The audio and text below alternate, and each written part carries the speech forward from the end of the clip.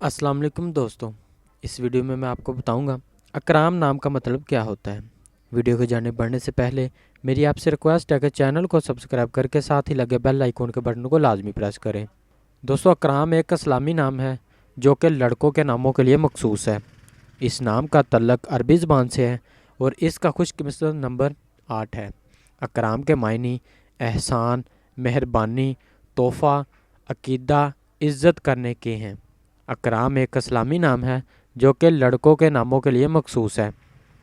इस नाम का तल्लक अरबी ज़बान से है और इसका खुशकिस्मत नंबर 8 है। अकराम के मायने एहसान, मेहरबानी, तोहफ़ा, अकीदा, इज़्ज़त के हैं। अगर आप भी किसी नाम का मतलब जानना चाहते हैं तो आप हमें कमेंट करके या कांटेक्ट करके अपने नाम का मीनिंग हासिल कर सकते हैं। अगर आपको वीडियो अच्छी लगी तो आप इसे लाइक करें, शेयर करें और चैनल को सब्सक्राइब करें। मिलता हूँ अगली वीडियो में, तब तक अपना ख्याल रखिएगा। अल्लाह हाफिज़।